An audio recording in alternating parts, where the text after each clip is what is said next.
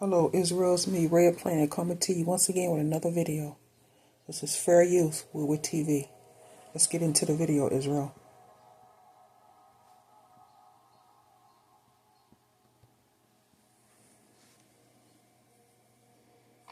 So, I have a question for you guys. This is probably something you may have thought of before, but it is something that is not really discussed enough. How many of you use facial recognition to unlock your phone? Let me ask another question that is probably more important. Do you need facial recognition to unlock your phone? In today's age, do you even need to lock your phone? Does anybody care? I mean, what secrets do you have on your phone you need to lock your phone? Well, maybe some of you need to lock your phone. I don't know. But the point is, when it comes to facial recognition technology, what if looking into the lens was never about... And we all know, Israel, that that's AI, artificial intelligence. And a lot of people use facial recognition to unlock their phones, especially when they know they have something that they don't want their partner or somebody to see. Then they'll use their face, meaning their face is the only face, to unlock their phones, smartwatches, or tablets. They use facial recognition. They even use it at the airport. Like they'll scan your face and your boarding pass will pop up on the screen showing only your information and no one can see it but you. They got it like that now. Or it's coming, Israel. About unlocking your phone, but about offering a piece of yourself. Your face, your gaze, your essence. Captured, coded, stored in the machine. Is this modern convenience or a quiet ritual of consent?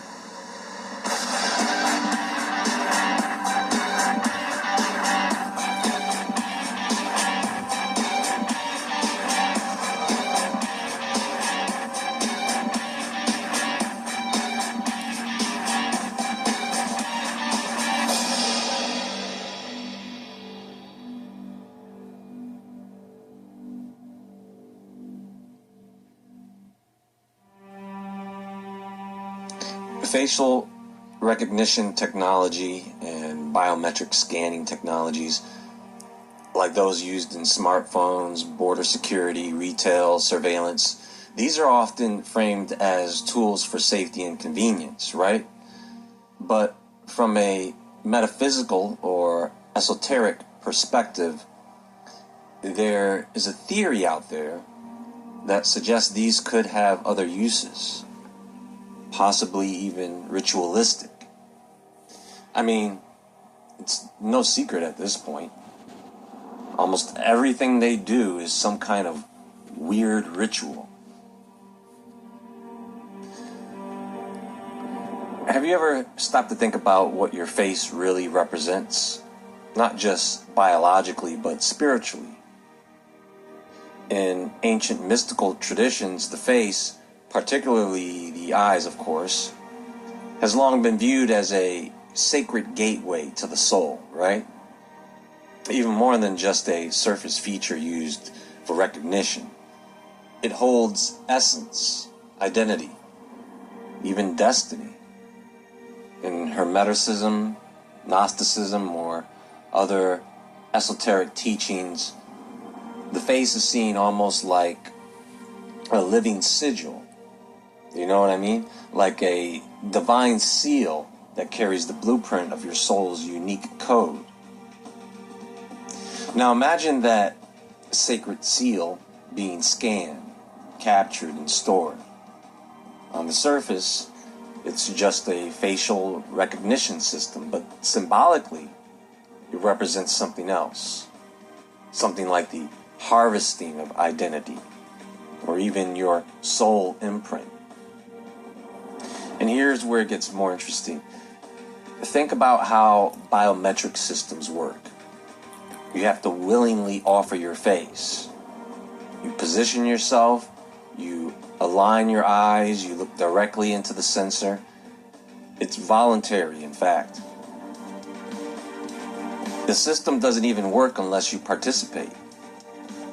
Now, of course, there are other systems that can scan all that while you're moving around on the street.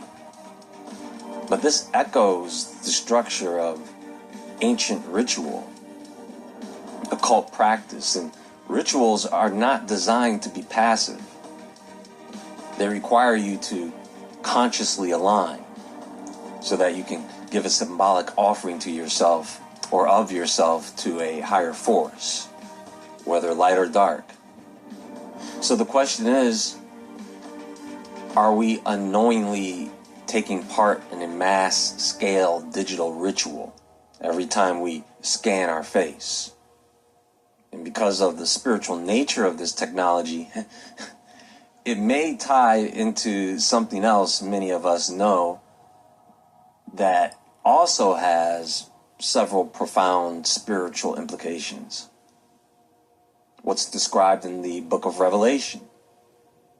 Facial recognition, retinal scans, and biometric IDs could be precursors to what many refer to as the mark of the beast. A system of control that catalogs not just bodies, but souls, you see? Need a convenient weeknight dinner? Then it's time to think outside the box with Home Chef. With our oven-ready and express sheet. And when you combine all of this with AI, global digital identification programs, and So AI is pretty much can do anything, especially when you got Alexa in your home. You can get someone else to say, Alexa, open the door, and they will do it. Alexa, give me the time, and Alexa will do it. That's AI. Or with your phone or tablet, same thing. Pretty much AI is getting ready to be everything. Like basically everything that you do is going to be AI. This is what they're trying to do, Israel. Make us robots. Or make them robots. Or make robots. Either or. One of the three. If not both. central bank digital currencies, you can begin to see a bigger picture here. A system that doesn't just monitor behavior, it profiles existence. And you become a data point in a surveillance. Because think about it, they got cameras watching us all the time on everything that we do. Everything we do, they're watching us. Scanning us, our face. Matrix. Ask yourself, is this just technology or is it ritual? Is this just convenience or is it consent? They may also be mapping what some call psychic geometry, the energetic blueprint behind your expressions, those micro movements, those subtle reactions when powered by AI and machine learning. Then the system can read emotional states, thought patterns, maybe your level of consciousness. It's not science fiction anymore. It's emotional profiling at scale. The question is, what are they really looking for? Now, consider frequency harvesting. Some researchers and energy workers believe that when a camera lens, especially one using infrared or near-infrared light, is pointed at you, it may be interacting with your auric field. If that's true, then repeated exposure to these lenses might be harvesting your bioenergy in ways we don't fully understand. It's like a spiritual siphon. So if consciousness carries a quantum signature, a unique vibrational identity, then every scan, every moment your face is captured, might be creating a digital echo of your essence. So over time, this echo could become what some are calling a digital twin, an AI-generated construct that mirrors your behavior, your preferences, even your spiritual tendencies.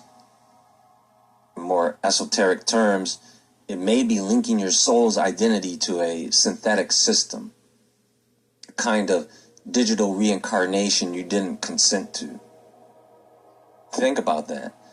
Copies of us living in another digital realm.